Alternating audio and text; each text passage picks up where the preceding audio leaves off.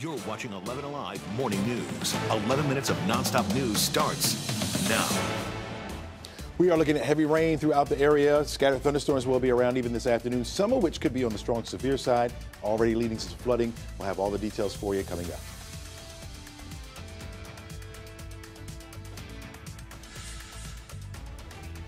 A messy ride everywhere you go, including Highway 316 in Gwinnett County. There's a crash eastbound at Highway 120. Watch out for that. And I-85 is slow as well. I can vouch for that. I'm Christy Diaz, live on the roadways. We're out here driving around the metro, investigating any trouble spots to help you on your messy, rainy Monday morning commute. Cheryl. It is 6:50 and we start your 11 minutes of nonstop news with 11 Alive's Ariana Manise live at Tri-Cities High School. Ariana, extra support coming today for students after one student died, another hurt after a basketball game. That's right, Cheryl. Students here at Tri-Cities High School, they will return to school today, just days after one of their classmates was killed. We're learning it was a 10th grade student that was killed, and another student is in critical condition this morning following a shooting and stabbing here at the high school following a basketball game on Friday. School officials, they did send a letter out to parents on Saturday. They say a fight broke out after the game between Tri-Cities and Banneker High School. One student was stabbed and another student was shot. 15-year-old sophomore Mario Bailey has been identified as a student who was killed. It's unclear whether he was the student that was stabbed or shot. Now, East Point police, they haven't released any names of any suspects or whether they've arrested anyone in connection to the shooting and stabbing. Meanwhile, the principal here at Tri-Cities High School is offering condolences in ways that parents can help their student during this time of grief. There will also be counselors on campus helping students during this time. Back to you. Ariana, thank you. This morning, we're also working to learn more about a 16-year-old shot and killed in Atlanta's Peoplestown neighborhood. Officers say it happened late Saturday night, about 11 o'clock on Lehman Avenue. We're told police went back to the house Sunday morning to detain the man without incident. No word yet if that man is a suspect or any potential motives. We'll update you as we get new information. This morning, the USDA is urging dozens of governors to fix issues with SNAP benefits. 11 Alive's Liza Lucas has been following this story for months. So, Liza, Governor Kemp was on that list of governors being called out to take urgent action. Yes, Aisha, that's right. Governor Kemp got this letter from the top, the USDA Secretary urging governors to prioritize the issue, citing the impact on families and the state's responsibility to process benefits on time and accurately. Now, SNAP is a federal program, but states are in charge of administering benefits, and Georgia continues to struggle with a backlog of cases. In November, you may remember the USDA notified Georgia that the state needs to submit an official plan detailing how to fix the delays with new SNAP cases. Georgia has made some of the USDA's recommendations to date, but states can lose federal funding if they continue to miss federal requirements when it comes to SNAP. Now, we have reached out to Governor Kemp's office about this letter, and we will keep you posted on that response. Liza, thank you.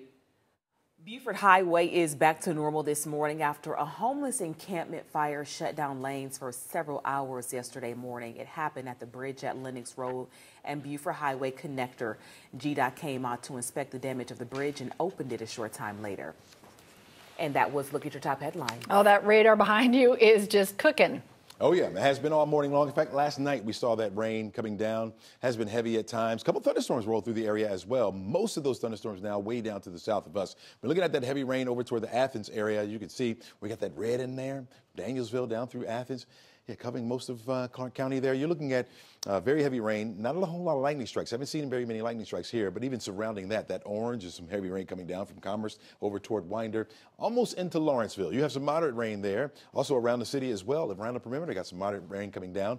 Already soggy, folks, and even more wet weather coming our way. This is going to be the case, rounds of this as we head through the day today. A couple thunderstorms could be around as well. All that could lead to flooding in our area. Flood watch will last until 7 o'clock tonight, area-wide. An additional 2 to 3 inches of rainfall certainly possible for today. So that's what we'll be on the lookout for. Our temperatures right now are running in the 50s, as you can see. We had a temperature at 60 degrees just now in Atlanta, but I think that will fluctuate as we head through the day today. I think temperatures mainly will stay around that 60-degree mark as we head through the rest of the afternoon. Watching what's taking place back off to the west of us now, and you can see where we have tornado watches. in effect. Those red boxes there doesn't extend into our state. Our tornado threat here, at least in North Georgia, is very low. In the central and southern portions of the state, it's a little bit higher.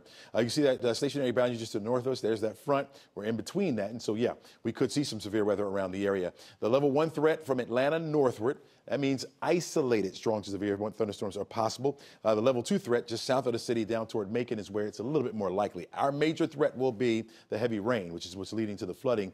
Some damaging winds certainly possible in a few of those thunderstorms that happen to turn severe. If we see any at all, low threat with the tornadoes and any hail. We're not worried about that, at least for this afternoon. You're looking at that scattered shower activity lasting right on through about 5 o'clock. By 6, 7, it starts to die out a little bit. We'll see a few clouds left over through the overnight going into Tuesday morning, but by Tuesday afternoon, we get the sunshine back in here. Temperatures will be a little bit cooler tomorrow at 54, but then we'll warm it back up as we head through the rest of the week. Next best chance of rain doesn't come until we get toward the weekend, where we'll cool down once again. Jerry?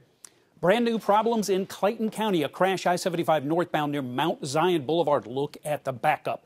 That is a lot of brake lights down in that direction. If you're making your way up from the Jonesboro area or beyond that back toward McDonough, just know you're going to have to deal with this crash blocking a couple of lanes. I-75 northbound, Mount Zion Boulevard and Clayton County. Just look at all of that red back behind that crash. Your best way around this? Highway 675. That'll get you to the perimeter, and you can get around that crash.